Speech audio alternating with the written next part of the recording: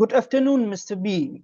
These investigation sessions are conducted by the Malaysia Anti-Corruption Commission's MACC regarding allegations of corruption connected the Jana Wibawa project. MACC is the primary agency responsible for investigating corruption and enforcing anti-corruption laws in Malaysia. The Jana Wibawa program was introduced during the COVID-19 pandemic to stimulate Malaysia economy and assist Bumiputra contractors through government-funded projects.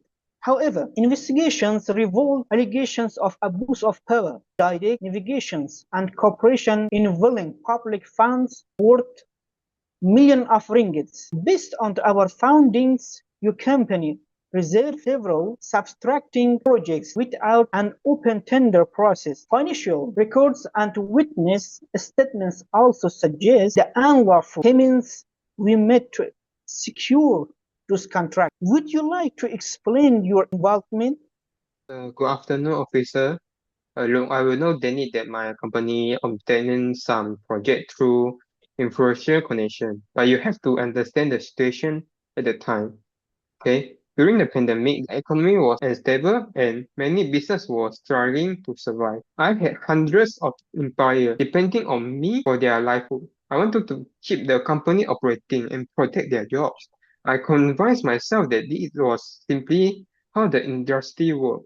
Looking back now, I realized that my actions were unethical and completely wrong. Economic pleasure is never the justifications of a corporation. Public fundings belong to the people of Malaysia and must to manage it with transparency, accountability, and integrity. Your actions affect not only your company, but also public confidence in the government institution.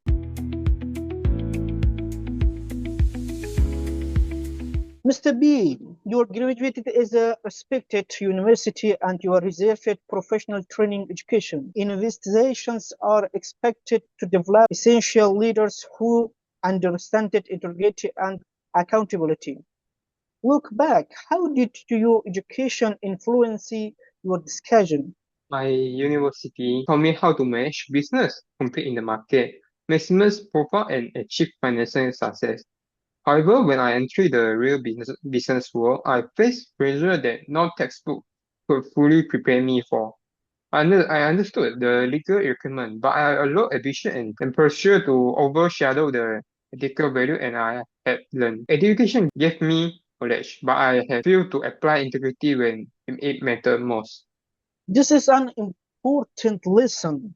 Education is not only about your obtaining of a qualification or technical knowledge. Education is investigations play a critical role in the teaching ethics, integrity, or professional responsibility. Without integrity, even high educated individual can become invalid in corporation.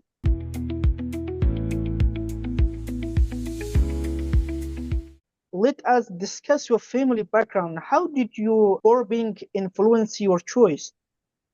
I grew up in a family that experienced financial hardship. My parents worked very hard and always encouraged me to become successful. Their dream was to see me achieve a better life that they had. Because of that, our organization often focused on financial success and stability. As I become more successful, I feel increasing pressure to maintain that lifestyle and social status. Unfortunately, I allow their pressure to influence my judgment. Families are the first investigations that shapes persons' character and values. Honestly, accountability and responsibility should begin at home. However, every adult must ultimately be responsible for his own action and decision.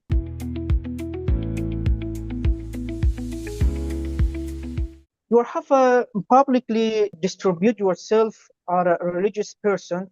In the Malaysia, all major religions promote honesty and community cooperation. For example, Islam emphasizes Amanah or trustworthiness as fundamental value. How do you reconcile your action with the teaching of your faith? It's the most difficult part for me to admit. I consider myself a religious person.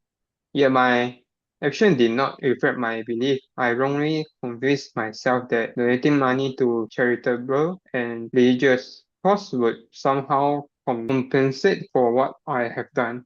Now I understand that no amount of charity can justify corruption. I violate the principle of Amanah and betray the value I claim to uphold.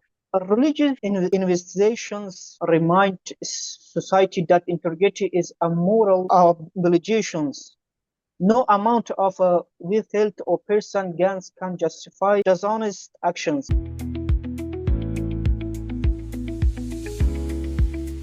Corruption cases such as Jana Wibawa have a serious consequences. They weaken governments, waste public resources, increases project costs, and reduce public trust in the government investigation. They also create the perceptions that success depends on connections rather than merit.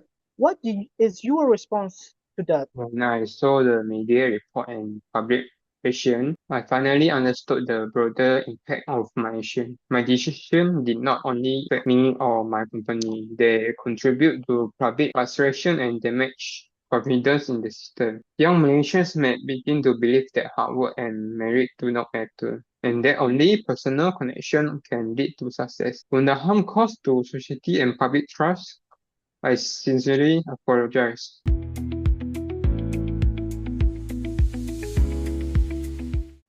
Mr. B discussed demonstrates that corruption cannot be prevented by laws alone. Educational institutions, families, and religious institutions all play important roles in cultivating integrity. However, the final responsibility always rests with the individual. Based on the available events, MACC will continue its investigation and take appropriate actions under the Malaysia Anti-Corruption Commission Act 2009.